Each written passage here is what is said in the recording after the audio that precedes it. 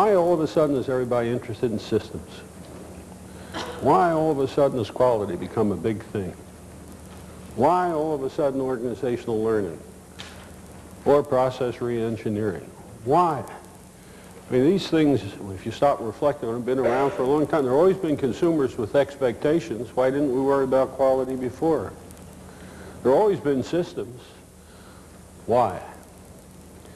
Well, all of our explanations rest on certain assumptions that we make, because explanations are simply deductions from theories or sets of assumptions. And every theory rests on a more general theory.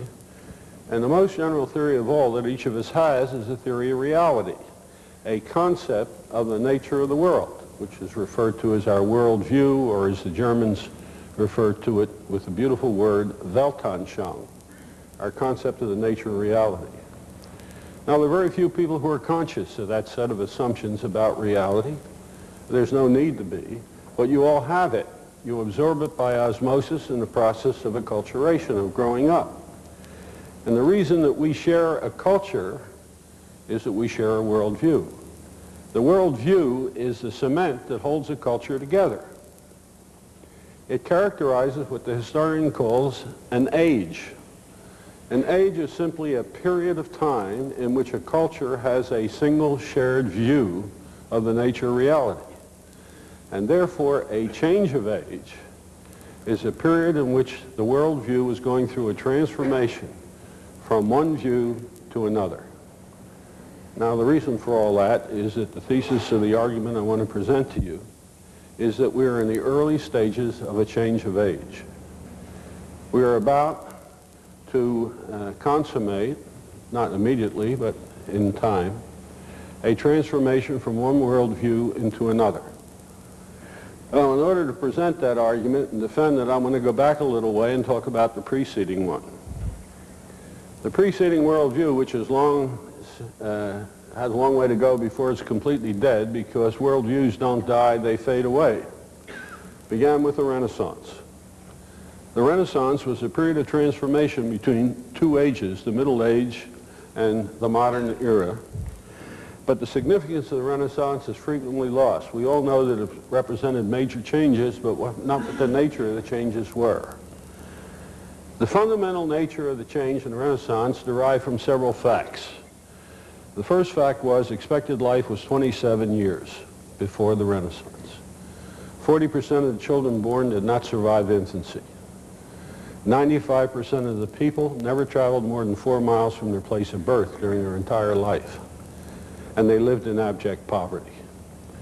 Now, if you begin to amplify those statistics and develop an image of what life was like in the Middle Ages, it was pretty damn miserable for most people. And so the fundamental question which was asked is, what's the purpose of life? Couldn't understand why we were given life if it's so punishing. Now, the only institution that mattered during the day, the Catholic Church, which was the only international institution of the time, provided an answer. It said life is preparatory for death. You see, if you live life correctly, you've got an infinite sojourn in paradise or heaven, so why the hell worry about 27 years? The only thing to worry about is live it in such a way that you make the right turn afterwards. And so that was the generalized belief. And as a result, the Middle Ages focused on spiritual life and afterlife, not this life. And that's easy to see by looking at the art and the literature of the time. You don't see any realism to speak of. You know, you see Dante's Inferno, Milton's Paradise Game, Paradise Lost, pictures of gods and angels floating around, but no realistic scenes of everyday life, because the preoccupation was with afterlife. Now, two things happened that began to convert. The first was Peter the Hermit's crusade, which for the first time led hordes of men, estimated around 40,000, across the face of Europe, who for the first time came in contact with cultures other than the one in which they had been born. And they observed differences and became curious about those differences and began to ask questions. And why do these people have a different set of values than we do? Why do they have different habits than we do, different trades than we do? And that led to the movement called the New Humanism. And the new interest in the nature of man led to a new interest in the environment of man. Now, that was accompanied by the opening of trade out of the city-states of Italy, where similarly merchants began to visit other cultures as far as you know, as far east and west as India and China, and saw cultures again completely different than ours, and emphasized the question of what's responsible for those differences, and became curious about man. Now, in one obscure encyclical during the Middle Ages, curiosity was actually declared as a sin. But despite that, like birth control today, people ignore it. And so they began to inquire into the nature of man and his environment. And that led to the movement called the Renaissance. And Renaissance, as you know, is a French word which means what? Rebirth. It was the re-entry of man into this world. Now, when we made that re-entry, we developed a completely new view of the world, which was based on three fundamental beliefs and the doctrines which were derived from them. The first fundamental belief was that complete understanding of the universe was possible. It was a reversal of the assertion that man couldn't understand anything. He simply had to accept reality as an act of faith, that God knew what he was doing, and you just believe it. But now if you look at the work of René Descartes, probably the first great modern philosopher, what he was all about was to declare the ability of the human mind to understand the nature of reality and to understand it completely. That view of the complete understandability of the universe in principle, if not in practice, was reflected in a conference held in Europe in the middle 19th century, when you may recall it was the habit of such conferences to issue proclamations at the end. And the proclamation would be an attempt to state what was generally believed by the people who attended the conference. And in 1850, this conference in Europe of the leading scientists of the world said that it was their collective belief that by 1900 our understanding of the universe would be complete. Now that's hard to believe today, but they really believed it, which shows that scientists can't forecast one damn bit better than economists can. They completely missed everything that was to come later, but they believed it. Now that belief, as you'll see, is very important for other things that follow. That was the first leg of what I will call the machine age, for reasons that I'll explain in a moment. The second leg derived out of the method of thought. This period developed a concept of what thought was that derived from observing children. If you look at a child who's given an object they've never seen before, not an infant, but a child. It could be a radio, a clock, a toy, whatever it is, and just leave it with them. And they want to find out what it is. What's the first thing they'll do? Take it apart, of course. So the first step is take it apart. The second step is try to understand what the parts do. Now try to assemble the understanding of the parts into an understanding of the whole. Three-step process. That is analysis. Analysis is a process by which you take something you want to understand apart, try to understand the behavior of each part taken separately, and then assemble the understanding of the parts, aggregate it into an understanding of the whole. Now, that became the dominant method of thought in the Western world. So much so that even today, if I say those two faced the same problem, and she thought about it and he analyzed it, and I ask you, what's the difference? You'd have a lot of trouble telling me, because analysis became a synonym of thought. Now, because it did, it led to one very important consequence. Suppose I want to understand an automobile, which I've never seen before. Well, analysis says take it apart. So I take it apart, and now I got a carburetor. And what analysis says, I can't understand the automobile until I understand the carburetor. Now the question is, how do I understand the carburetor? Take it apart. So now I take it apart, I got a valve. Well, how do I understand the valve? First fundamental question, is there any end to the process of taking things apart? Now, if you believe in the complete understandability of the universe, what must the answer be? There had to be an end, otherwise you'd never have complete understanding. And therefore, the first fundamental doctrine was that everything and every experience is reducible to indivisible parts, elements. And that's manifested through every branch of human knowledge. In physics, the decision was that every physical object is ultimately reducible to indivisible particles of matter called the what? The atom. The atomic theory is a reductionist theory of nature. Most of you had a course in chemistry somewhere in high school. Do you remember the first day? I can guarantee you got a sheet of paper with a table on it. What was the table of? Chemical elements, the ultimate forms of matter. In biology, you learn that every living thing reduces to a single element of life called the cell.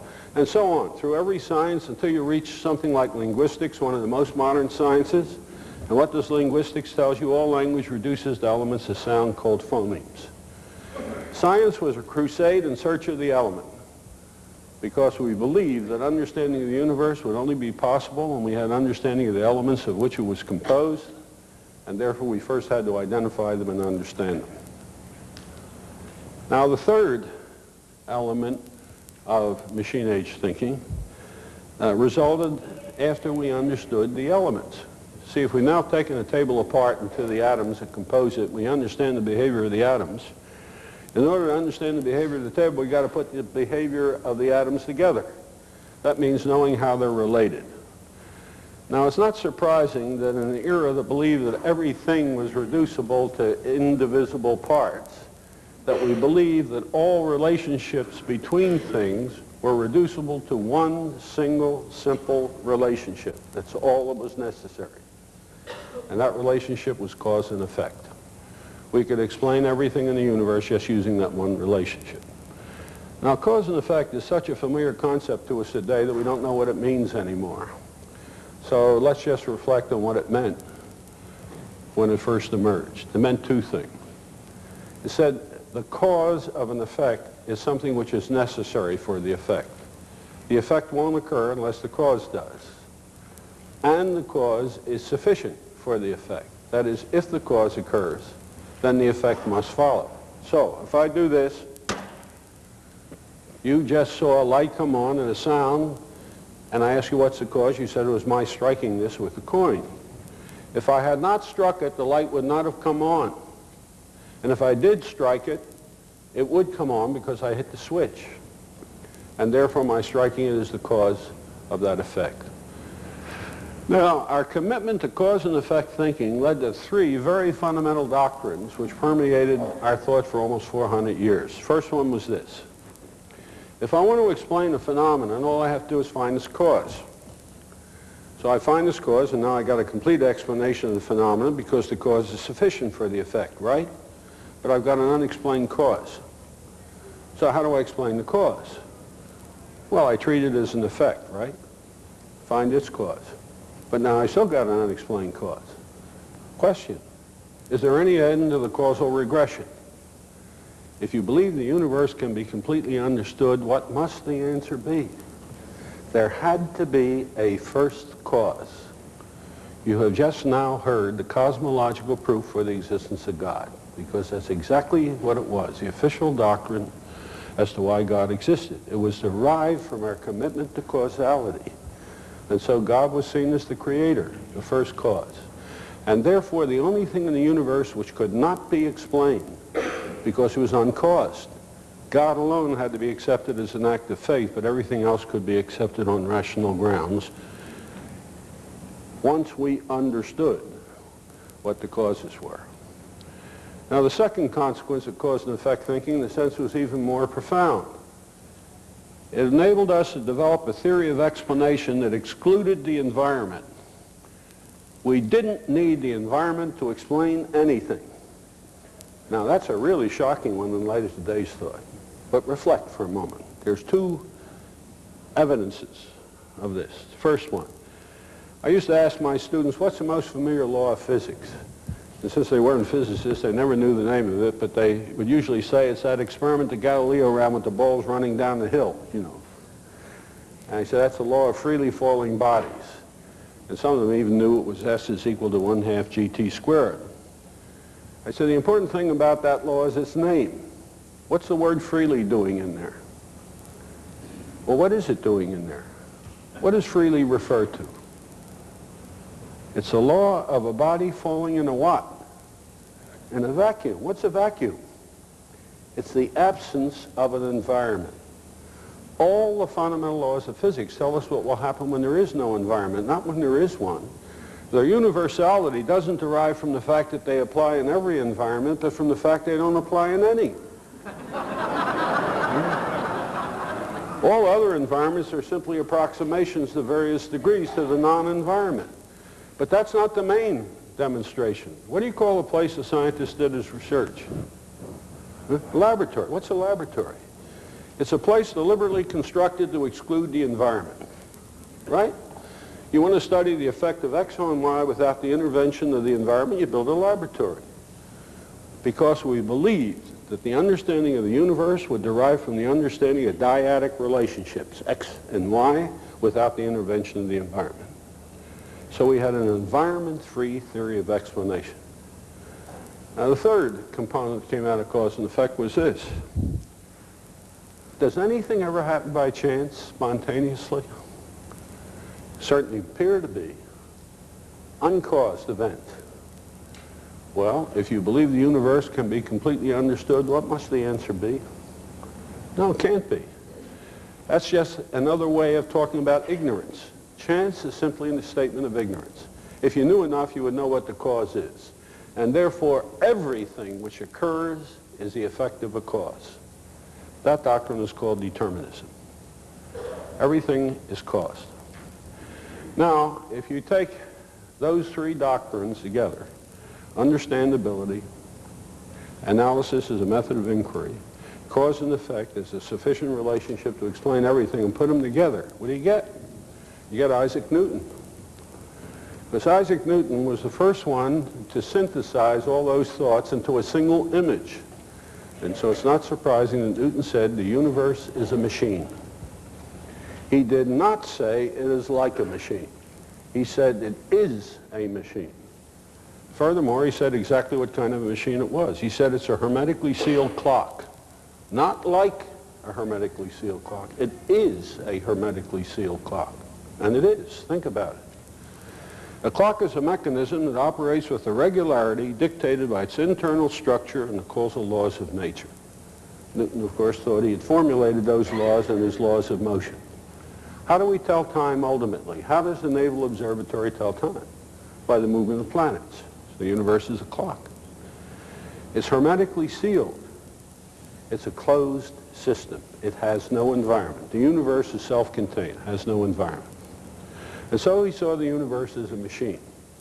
Now the interesting thing about this giant of science was that he was a very religious man. Very religious. And if you look at the Principia, his major work was dedicated to the glory of God because he thought that science demonstrated the wonder of God. And so he made an assertion that was believed and preached from every pulpit of every religion in the Western world, regardless of sectarian differences. The universe is a machine created by God to do God's work. We are here to serve his will. Now, whatever the concept of God was, or the universe was, people believe that. The universe is a machine to do God's work. Now, combine that with another belief that's much older than Newton. It goes back to Genesis. In the Bible, it says that man, meaning people, but they were a little prejudiced at that time, man was created in the image of God, which means that we are more like God than anything else on earth. That's not surprising because we wrote it.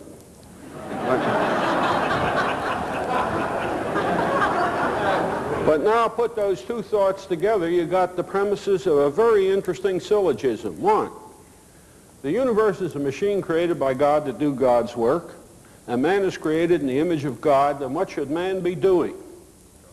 Creating machines to do his work. And that was the origin of the Industrial Revolution. It was a direct consequence of our view of the world. It was man's effort to imitate God as he understood him. Now, if there were time, we could go into details of the Industrial Revolution, but let me just do enough to show you that every characteristic of the Industrial Revolution derived out of our view of the world. The Industrial Revolution was about the mechanization of work. There are two fundamental concepts, work and machine. Now, work according to the Reformation, which came on the heels of the Renaissance, was real, very real. That's what Luther and the others showed. Now, everything that's real reduces to atoms. And atoms have only two properties, mass and energy. And therefore, it's not surprising that work was defined as the application of energy to matter in order to transform the matter. So if I move a chair, I change the location of the chair, and that's work, because I applied energy to changing a property of the chair. If I burn coal and create heat, that's work, because I applied energy to the coal to transform it. So work was seen as the application of energy to matter so as to change its properties. Now, what's a machine? A machine is any object which can be used to apply energy to matter. Now, let's see how good your memory is. You all learned somewhere in school that there are three elementary machines from which all other machines are derived. Reductionism again. What are the three machines? Lever arm, or pulley wheel and axle. What else? Inclined plane. There they are. So you take a screwdriver. What's a screwdriver? Well, you got a wedge at the end, which is what? That's the inclined plane. You got the handle, which is the wheel and axle, and if you take the length, you got the lever. You got all three combined to create a screwdriver. Now, the problem was to deal with work so we could mechanize it, apply machines to it. So here's a job to be done. How do we do it? Well, first thing you got to do to anything is analyze it. So we took it apart. You took the task apart. How far down do you take it? Well, if you read Frederick Taylor, he'll tell you. He says, reduce work to its elements. Work elements. How's a work element defined? It's a task so simple that no two people can do it at the same time. It can only be done by one person at a time. I can remember my father trying to tighten the same screw as I was working on. It didn't work. Tightening the screw is a work element. You know, moving a 500-pound table isn't. But lifting this watch is a work element, because it only takes one person to do it, and two would only obstruct it. All right, what we tried to do then was by analysis of work, and it was called work analysis by Taylor, we reduced work to elementary tasks. Now, the next job was to mechanize those tasks. Well, you can see why we reduced it to elements, because the simpler the task was, the easier it was to mechanize, and in many cases we could use elementary machines to do it. However, for one of two reasons, we couldn't mechanize all of them. Either we didn't have the technology for some of these tasks, or it was cheaper to use human labor than machines. So what we did is we assigned these tasks to people, we mechanized the others. And now, following the analytical procedure, we aggregated all of them. And so what we have is a sequence or a network of elementary tasks performed by men and machines to produce a product. And what do you call that network today? That's the modern factory. The production line and assembly line is simply the result of the analysis of work and its mechanization. Direct consequence. Now that has two very important implications for what we're about. The first one is this. If there turns out to be another way of thinking other than analysis, then there must be another way of organizing and designing work. And by God, there is, and it doesn't look anything at all like Ford's assembly line or production line. They already exist. And when they were looked at for the first time by the deans of American production, they denied its validity. Of course they did. They couldn't understand it. We'll come back and we'll look at that in a moment. The second thing it did was not intended by any means, but nevertheless occurred. In the process of the mechanizing of work, we reduced work to elements that were simple enough to mechanize. Those that we couldn't mechanize, we gave to people. And therefore, we made people behave as though they were machines. We dehumanized work, which ultimately led to its alienation, the alienation from work, which has been a major phenomenon of the 20th century. According to the Department of Health, Education, and Welfare, it's the most serious problem confronting this country. Because despite all the productivity figures you see, when you separate the productivity of capital from the productivity of labor, the productivity of labor has been going down. Well, the Industrial Revolution was the technological manifestation of machine-age thinking. Now, what happened? Well, what happens at any age is the appearance of certain problems that challenge the validity of the worldview. Those problems are called dilemmas. A dilemma is a problem which cannot be solved within the prevailing view of the world. Well, hundreds of them appear over time, and you have to develop a critical mass before anything really occurs. Now, I'm not going to go through hundreds of them, but let me just give you a sample of some of the more important ones. The first critical one arose was this. The machine-age view of the world says that everything which occurs is the effect of a cause. And that means there's no free will, no choice. Everything you do is determined by something that preceded it. Now, we don't believe that. Obviously, we don't. We believe we make choices, that we have freedom. But that's incompatible with the view of the world. That's a dilemma. That was the central problem of Western philosophy for 300 years, and we only began to approximate some kind of agreement or consensus at the turn of this century, when largely through the influence of the logical positivists, which became a dominant mode of philosophy at the time, we came to a conclusion that free will was an illusion granted by a merciful God who realized how dull our life would be if we didn't have it. One philosopher who had two very unique gifts, brevity and clarity, said it in two sentences. He said, man is like a fly riding on the trunk of an elephant who thinks he's steering it. The elephant doesn't mind, and it makes the ride more interesting. Now, despite all that, we continue to believe we have freedom of will, and therefore the dilemma persisted. Now, the second one I want to mention really rocked the machine age and produced the first chink in its armor. 1923, a young physicist in Germany by the name of Heisenberg came out with an incredible finding. Remember, the atom has only two properties, mass and energy.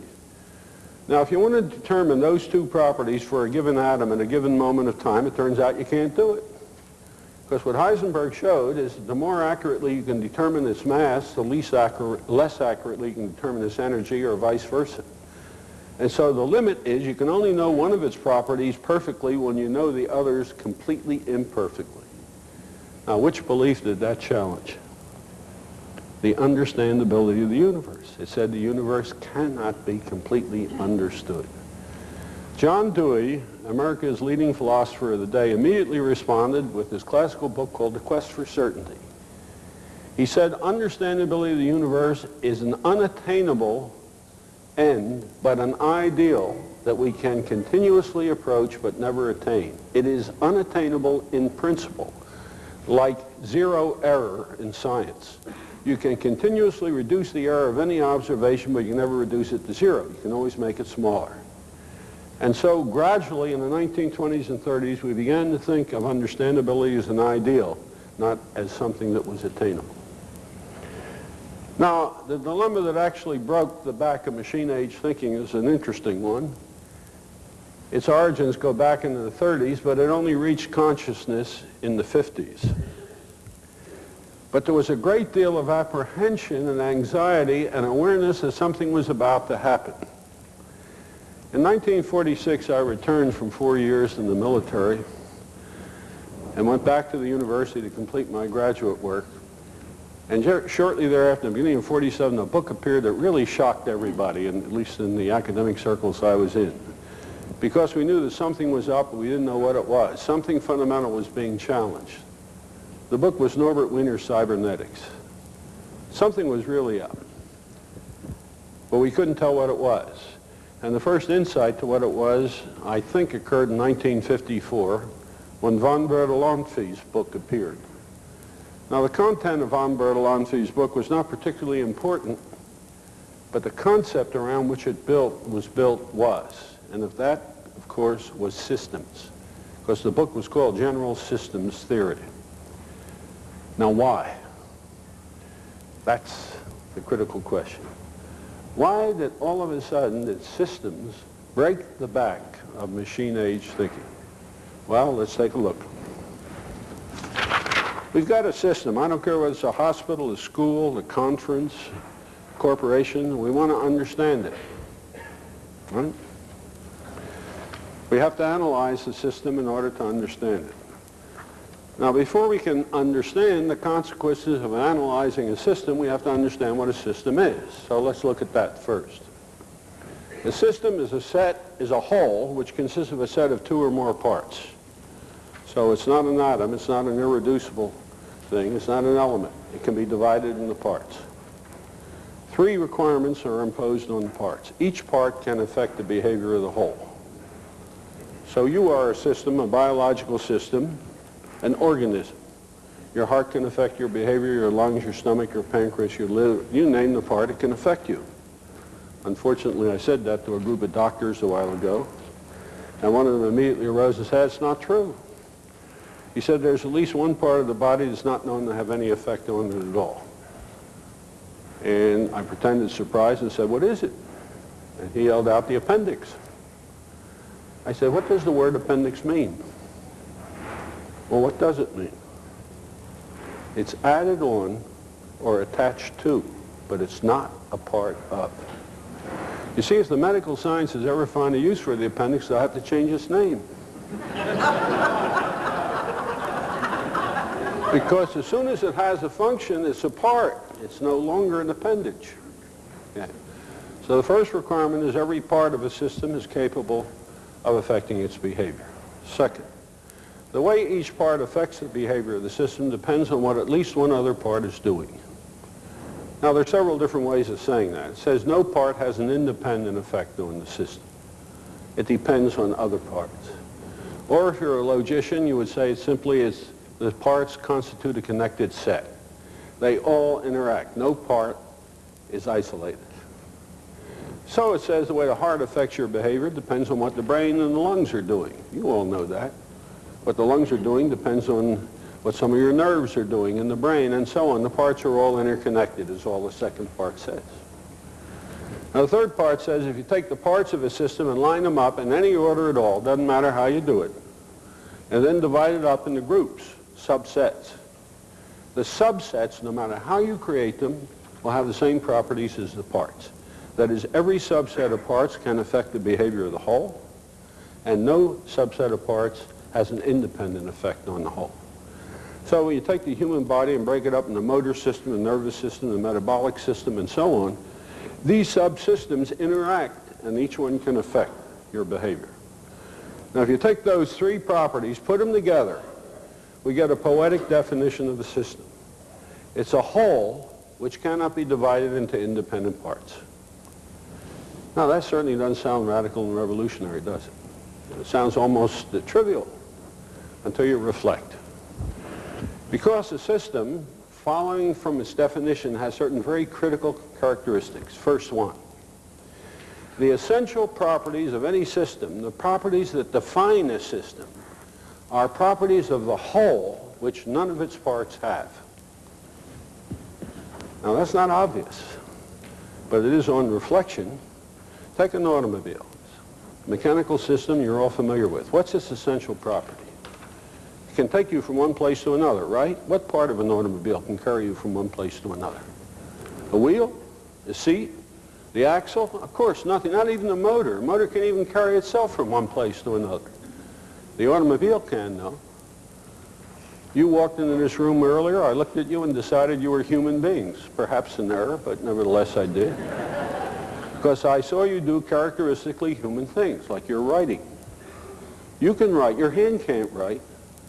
Cut it off and put it on the table and watch what it does. Nothing. Your eye doesn't see, you see. Your brain doesn't think, you think. Those are instruments which you use in the process, but they are properties of you as a whole. And therefore, when I take a system apart, it loses its essential properties. If I bring an automobile into this room and disassemble it, although I have every single part in this room, I don't have an automobile, because the automobile is not the sum of its parts. It is the product of their interactions. Therefore, when I take a system apart, the whole loses its essential properties, and furthermore, so do its parts. What does the engine of an automobile do? It moves the car, right? If you take the engine out of the car, it can't move. But if I take the engine out of the car, it can't do anything. It just sits there. It's lost its capacity to move when it's separated from the system of which it's a part. The steering wheel determines the direction of the automobile, right? Take it off the steering column, put it on a table, what does it steer? Nothing. The hand separated from the arm just sits there. And so when a system is taken apart, the system loses its essential properties, and so do the parts. Now comes the system's dilemma that broke the back of the machine age. Where's that system we had up here a minute ago? Here it is. We want to understand it. Analysis says, what's the first thing we do? Take it apart. What happens when you take a system apart? It loses all of its essential properties. Analysis in the second step says, try to understand what each part does taken separately. What happens when you take the parts of a system separately? They lose their essential properties. And so the great discovery in the 50s was that you cannot understand the nature of a system by analysis. And that's a fundamental revolution. Another method of thinking was required. And it was developed in the 50s. Not surprisingly, it came to be called synthesis. And it's exactly the opposite of analysis.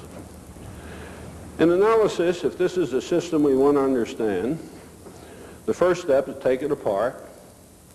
In the first step of synthesis, we do exactly the opposite. Consider a university, for example. If you're an analyst, you want to explain a university, you first say it consists of colleges, and colleges consist of departments, and departments consist of students, faculty, and subject matter. You drive it all the way down to the element. And then you try to build it up again into an understanding of the university. If you're approaching the university synthetically, the first step is the opposite of taking it apart. And that's seeing the university as a part of a larger system, the educational system. It's exactly the opposite. In the second step of analysis, you try to understand each part taken separately. In the second step of synthesis, you try to understand the containing system, the larger system, not the parts. In the third step of analysis, you try to aggregate the understanding of the parts into an understanding of the whole. In the third step of synthesis, you disaggregate the understanding of the whole into an understanding of the part by identifying its role or function in the system of which it's a part. Now, what analysis reveals about a system is how it works. If you want to know how an automobile works, you have to analyze it, take it apart, and see what each of the parts do. And if you want to repair it, you've got to analyze it to find out what part isn't working. So the product of analysis of a system is know-how. Now, psychologists don't like common language, so that became knowledge. But that's not understanding. Knowledge is what's contained in instructions, not in explanations. Understanding is what is contained in explanations. And what synthetic thinking does is tell you the role or function of the system in a larger system of which it's a part, and that explains it and yields understanding. Analysis reveals structure, how it works. Synthesis reveals understanding why it works the way it does. For example, you all know the British drive on the wrong side of the street. Why? I'll give you all the English automobiles you want and all the American automobiles you want. You can take them apart from now to doomsday and never get the explanation. Because the explanation doesn't lie inside the vehicles. It lies outside them, in the role or function which they perform. Now, I don't know the truth, but there is a book that appeared recently explaining this. It said the knight in shining armor riding on a horse down a road in England was normally right-handed and wielded his sword with his right hand. What he was concerned about was an attack by a highwayman coming in the opposite direction towards him.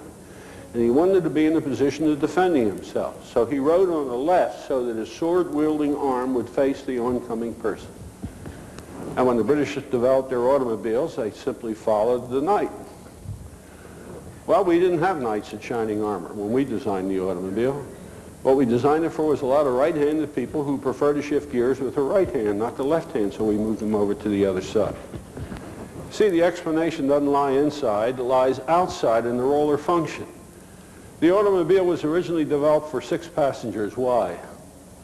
You can take them apart from now to doomsday and you won't tell. No amount of analysis will tell you why.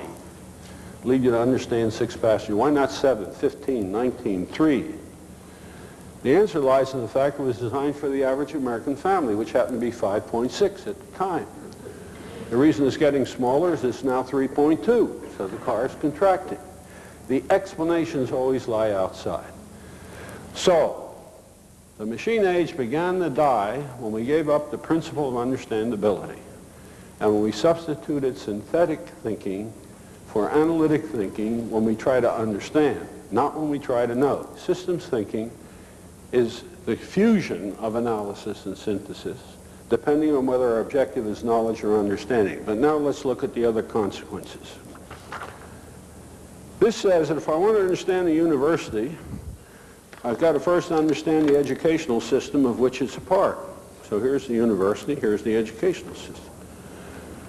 Now, how do I understand the educational system? What's the answer to that? I've got to take the larger system that contains it, don't I? Society. Well, I've got to understand society. How do I understand that? Here we are in the same question we have with reductionism in reverse. See? Everything I try to explain depends on a larger system. Is there any end? Is there one system that contains everything? Now be careful, this is your midterm exam. Is there one system that contains everything? How many of you think there is? Well, we got at least two brave people. How many of you think there isn't? Few. Most of you are not thinking. The answer is you're both wrong. And it's important to understand why. Look, you've given up the notion that the universe can be understood. Now, given that the universe cannot be understood, if there were one whole that contained everything, you could never know it, because if you did, you would understand the universe. And if there isn't, how do you ever prove that there isn't? Now, the fact is that this then scientifically becomes a meaningless question. Scientifically, but not psychologically. So you don't have to be ashamed of having raised your hand. Because people feel very uncomfortable. When Eddington wrote the book that proclaimed the so-called expanding universe, there were almost riots in England at its reception because people believed firmly one way or the other. Now, it's interesting that in the 1960s, when these ideas began to emerge, a very interesting phenomenon occurred. And let me get to it by revealing an incident that occurred to me a while back. I was in 1968, we were having a sit-in at the University of Pennsylvania, and there was no use hanging around doing nothing, so I went to visit Berkeley.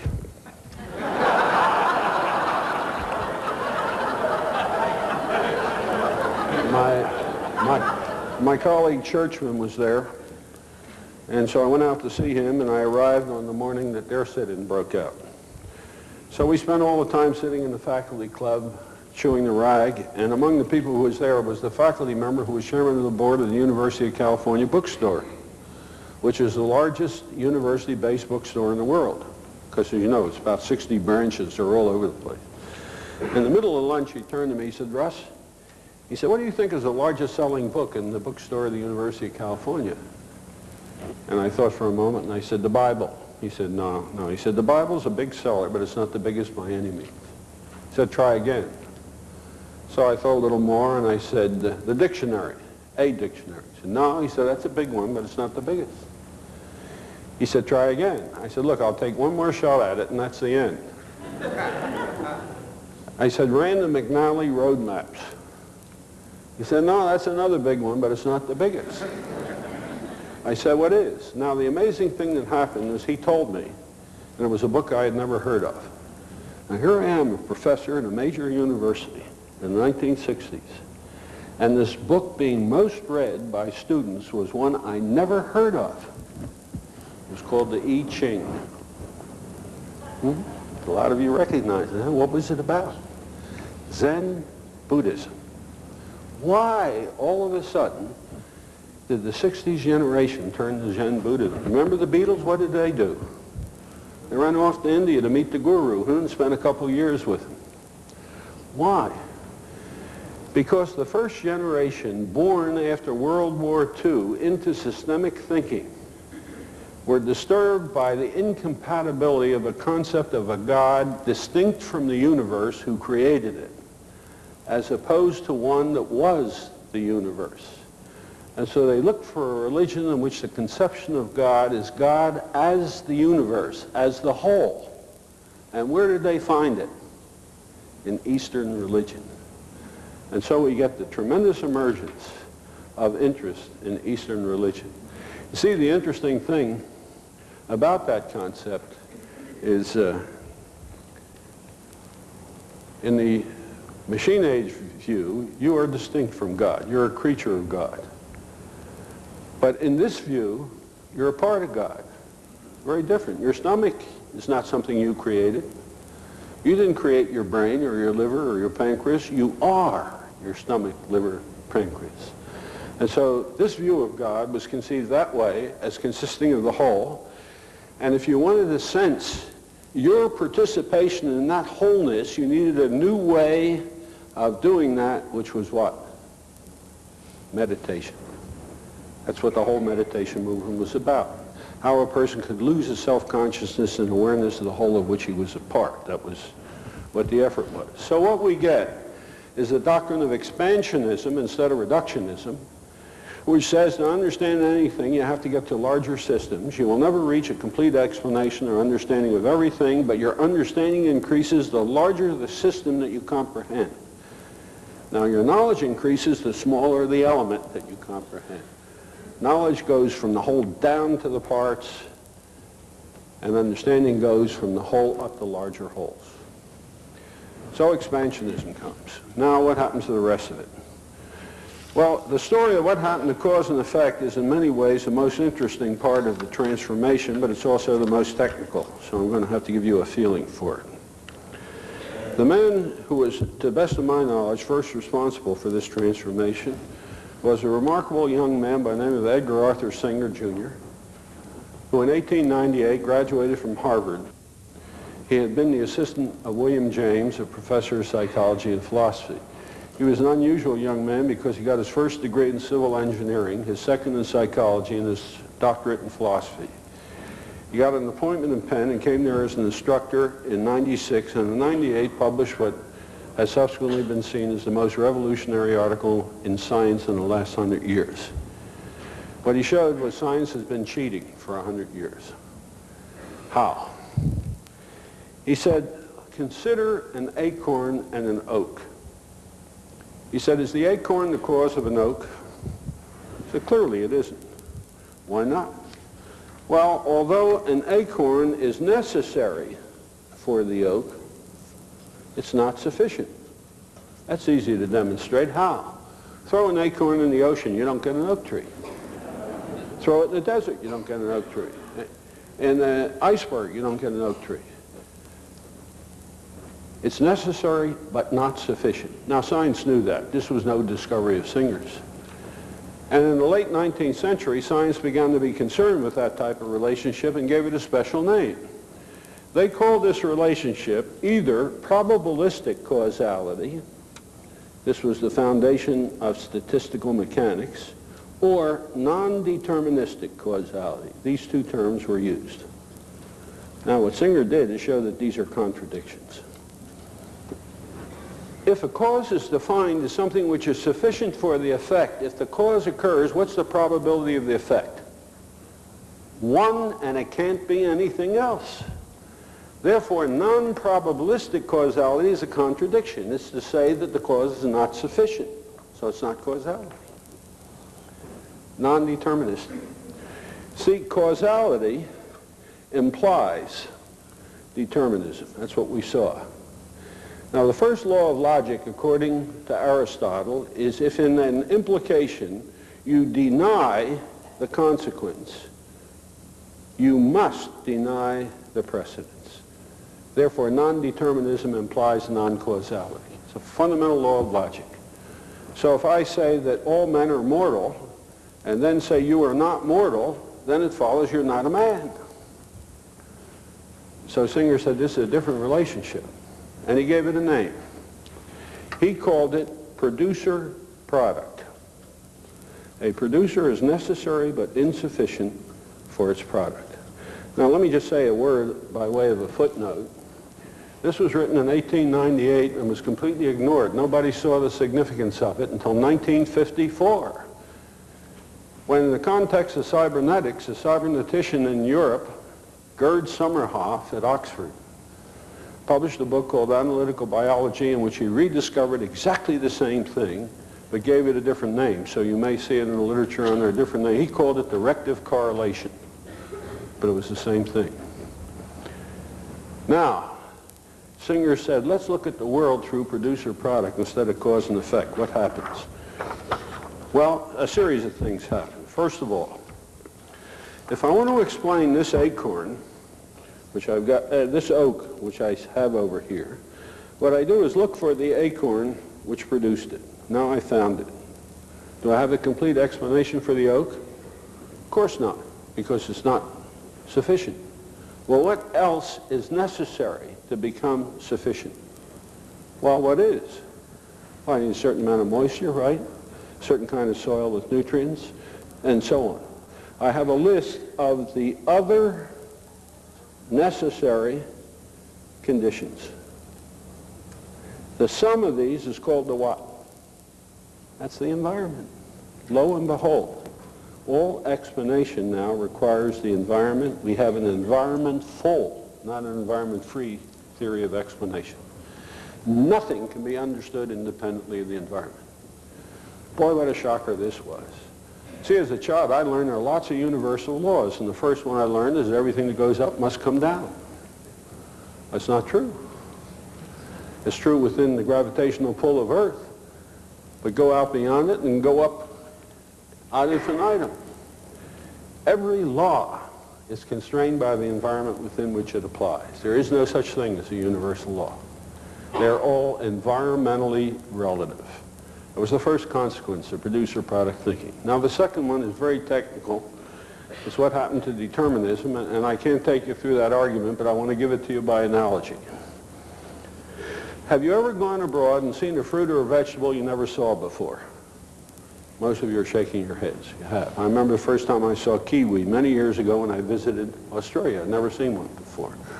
Or a mango or a papaya. It's happened to many of us, at least if you're my age. Imagine this.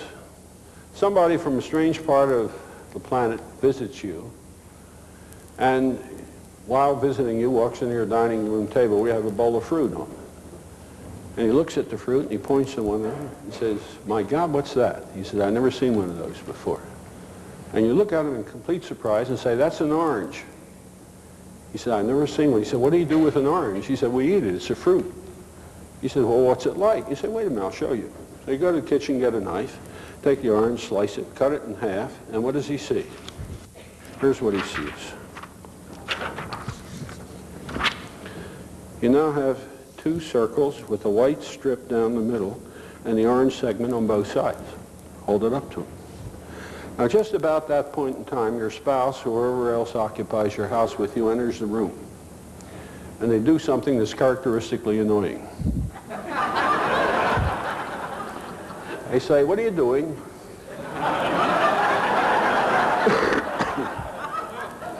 And you say, he's never seen an orange before, and he asked me what it's like, so I sliced it to show it to him. Then he or she says, why don't you slice it the other way?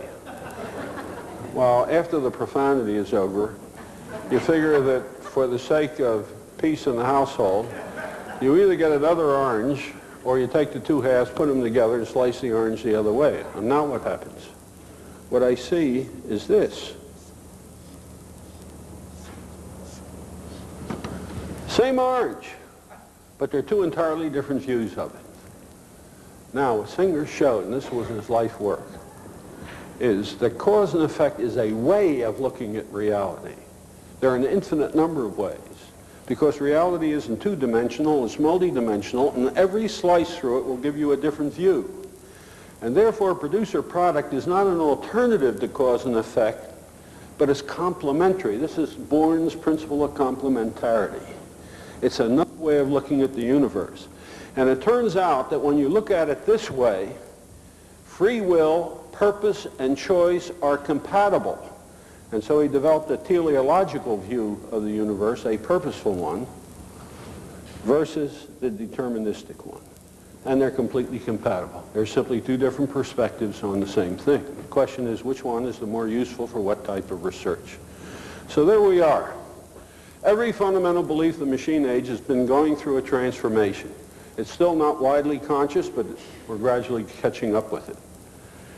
And we now see the world differently than we did before. We don't see it as a machine. We've come to recognize that even a machine is a system. But it's a particular kind of a system. A machine is a system which has no purpose of its own. It has a function, which is to serve the purposes of something external to it. It's God. Now, the universe was seen that way, but so was early businesses. Who was the God of the early business? The owner who created. He was present and all-powerful. He could do any damn thing he wanted. There were no labor laws, no restrictions, no registration. He was God. And the business existed to serve his purposes. It had no purpose of its own. And his purpose was what? To make a profit. And so Milton Friedman, who was always behind times, comes out and says the only legitimate business of business is business. That's a complete mechanistic view of a business. It's a machine. And as a machine, the business is an instrument of its owners, and the only responsibility of business is to maximize the value of the machine to its shareholders. So Rappaport and Friedman go off on maximizing shareholder value. Machine is a system that has no purpose of its own, and therefore neither do its parts. Now, when von Bertalanffy came along and began his papers in 30, but they were written in German, so they didn't get known on this side of the Atlantic until the 50s, he said the organism is a very different kind of a system. It's a system, but it's different. Because an organism has purposes of its own. What's the principal purpose of any organism? Survival, right? That's its purpose. And in order to survive, it must grow. So we now have a system which is survival-seeking, or viability, and growth is seen as necessary for it. Now what about its parts, its organs? They don't have any purpose, they have a function. So your heart doesn't have a purpose of its own, your lungs, your stomach, and your pancreas. They have functions but not purposes. And this exists in an environment that's a passive receiver of the output of this and its waste and a supplier of the resources. But you don't have to worry about the environment, it takes care of itself in the biological view. Now, it's interesting, if there were time, we could go through the history of the concept of an enterprise, and you see it went through this transformation right after World War I for a very interesting reason. Up until World War I, most enterprises in the United States were owner-managed, and they were owned either by an individual or a family, and he was God.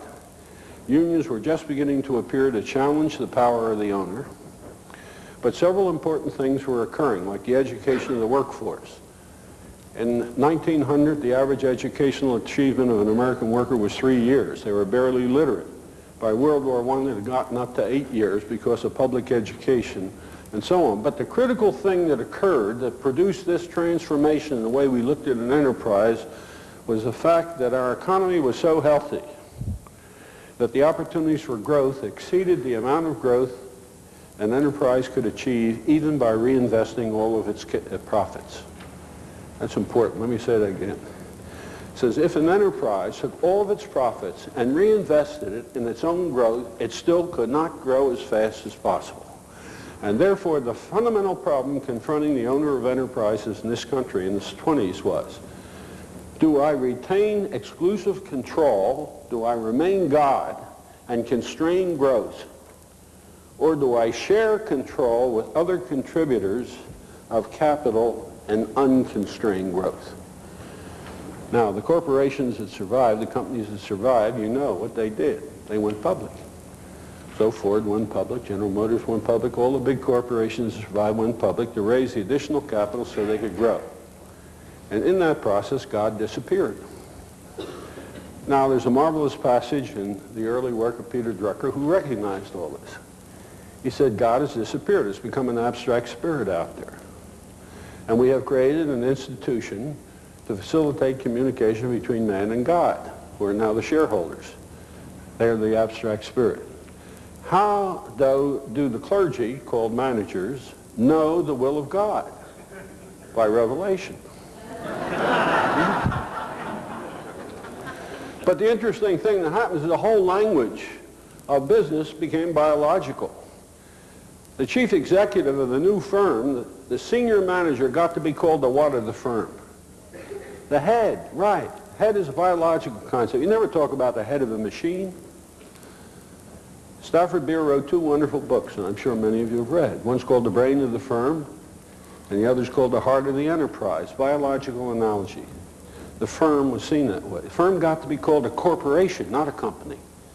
What's the stem for corporation? Corpus. What's corpus? Body. Biological. Now, in World War II, we went through another transformation for a series of reasons. The principal one was this. The bulk of the American workforce was drawn into the military. They were drafted, voluntarily or not, and I can attest to that. At a time when we demanded greater productivity from our industrial machine than we ever had in the past, which means we had to get substitutes. So who did we get to substitute for the men who were drawn into the service? Tilly the toiler, Rosie the riveter. You want to have fun, go back and look at the movies of World War II. What were they about? They were all about the feminine heroine who picked up the welding machine to fill the spot that her boyfriend left when he went to fight the war and kill the enemy, and he eventually returns and they reunite and she goes to her suburban house. It was the whole mythology of the war. It was the women were drawn into the workforce, elderly people and the young. And that was the first time in the history of enterprise that the workforce was not primarily motivated economically. Why? Well, you see, when we were inducted in the Army, our pay, well, you wouldn't believe it, $21 a month. Now, you couldn't support a family on $21 a month, even in 1942. But you didn't have to, because you got an allowance for each dependent. So your dependents could live above the poverty level, but not luxuriously, while you were in the service. You didn't have to worry about them, and they didn't have to worry. So the people who went to work in the workforce did not have to work in order to survive, and it was the first workforce that didn't. And therefore, it had a different attitude towards work. It said, if you want me to work, you're going to have to pay attention to me. I am not a machine that you can use as you see fit and discard when I don't serve your purposes. Because I'm here because of patriotism and loyalty to a national cause, and you better pay attention. And for the first time, management had to begin to think of the workforce as human beings. Now, that was augmented in several ways. All kinds of curious things broke out at the end of the war. Here's the corporation here, or society, or a hospital or a school. It's a system. And what happened were two movements. One is parts of systems began to organize to protest the way that the system was affecting them, the system of which they're a part. He said, look, I got purposes of my own, and I want you to pay attention to them. And if you don't, I'm going to screw you up. Okay? You recognize this? Of course you do. This was the race movement, where minorities protested the way society was serving their interests. It was women's liberation, where people differentiated by sex were protesting the way society served their interests. It was the generation gap problem. It was the alienation from work problem. There are a whole series of problems that go under the name humanization, which had to do with the fact that society was becoming aware of the fact that the employed people are human beings with purposes of their own. Now, simultaneously, groups are forming outside. We're protesting the way that the organization is affecting them and saying, you start to pay, serve my purposes better or I'll mess you up. You recognize that? Of course you do. That was the ecological movement, the consumerist movement. All of a sudden, managers of systems found themselves confronted with three different levels of purpose. The purpose of the organism itself, the enterprise, the purposes of its parts, and the purposes of the larger system of which it's a part, and the other systems in that environment. And none of these levels were the objectives compatible. The nature of management went through a fundamental change. We haven't caught up with that yet. That's the problem that confronts management, because it's still managing biological organisms. It's still acting as though the corporation is an organism. Because you see what happens is there are systems that are machines, there are systems that are organisms, and there are systems that are social systems. You can treat a machine as an organism. If you do, it would be stupid. You don't treat an automobile as though it has as its objective survival and growth, but you do treat organisms as though they're machines. We do it all the time. So what we do is we have a tendency to treat organisms as machines and even social systems as machines. Now, it has certain usefulness, but it's not nearly as useful as looking at a social system as a social system.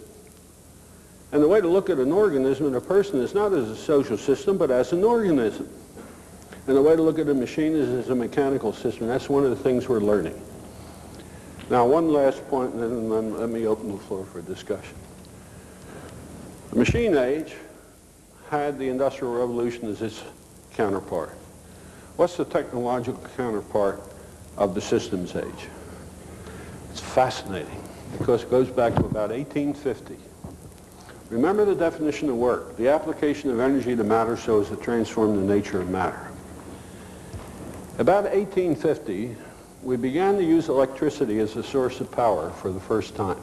Electricity was known for at least 100 years, but it had been used as a toy. You remember Benjamin Franklin used it with kites to goose himself, but he never tried to use it productively. But in the middle of the last century, we did. And we started to use it, we had the problem of measuring it. Now, it turns out that you need to know how much electricity is flowing through a wire, and you can't see it. It turns out you can feel it, but that's quite dangerous. So we had to develop devices which would measure it for us. So what you get is ohm meters, ammeters, voltmeters, you know all that stuff. Now, the interesting thing about those instruments were they were not machines. Why not? It had nothing to do with the application of energy to matter to change the nature of matter. But nobody recognized that we called them machines. So let's just accumulate that. What we have are instruments which do not do work. What do they do? Well, what they do is when a human being does it, we call it observation. So that the gas gauge in your car looks inside the tank and tells you how much gas is there. Believe it or not, when I was a little boy and my father bought his first car, when he wanted to know how much gas there was, I had to get out, go back, take the cap off, and look in. Great technological advance came a couple years later when they gave us a wooden stick that I could put in and read the wet mark. Observation is symbol generation. They were devices which generated symbols, but we thought they were machines. Very shortly thereafter, the telegraph was invented. Then came the telephone, then the wireless, then radio and television and the laser, and you know that. They weren't machines. What do? They don't apply energy to matter. What they do is transmit symbols. So they're symbol transmitting devices. We have a name for that. What do you call it when a human being transmits symbols? Communications. So these are observing, these are communicating. Now, for 100 years, these two sat around being treated as though they're part of the Industrial Revolution, and it wasn't until 1946 that we recognized that there's something fundamental had happened. What we were doing, in effect, is building a whole new culture on an arch that had three stones. We put observation in one side, then communication, but we didn't have a keystone until 1946. Now, some people who come from Boston argue that it was here in 1944. That's not true. It was at the University of Pennsylvania in 1946. And it was called the UNIVAC, the first electronic digital computer, which was not a machine. What is it? It's a symbol manipulating device. But it manipulates symbols according to rules, and that's called logical. So it's a logical symbol manipulator. Now, we have a word for that too, but it's not quite as obvious unless you happen to know John Dewey, because John Dewey wrote a book before the computer about the logical manipulation of symbols. You know what he called it? How We Think. And so it came to be called a thinking machine. It wasn't a machine, but a thought. Now, a very remarkable young lady. Remarkable, first of all, because she was a lady, and secondly, because she was a professor of philosophy, observed that we had three technologies out there that had one thing in common. What was it? They all had to do with the manipulation of symbols one way or another. Her name was Suzanne Langer, and her book was called Philosophy in a New Key. And she turned attention to the processing of symbols. Now, remember, synthetic thinking was beginning to emerge, and so for the first time, people began to ask what happens when you put things together instead of taking them apart. And when you put these three things together, what do you get? Lo and behold, what you get is a mind. See, the first industrial revolution was about muscle, about the application of energy to matter to transform it. Here's a whole new technology which is a substitute for mind, because it communicates, it observes, and it can think. And so automation, rather than mechanization, becomes the key concept of the post-industrial revolution, or the systems age. Now, I don't want to take any more time, but it's easy to show that the interest in design and quality and learning all derive from the same transformation in our concept of the nature of reality. Thank you.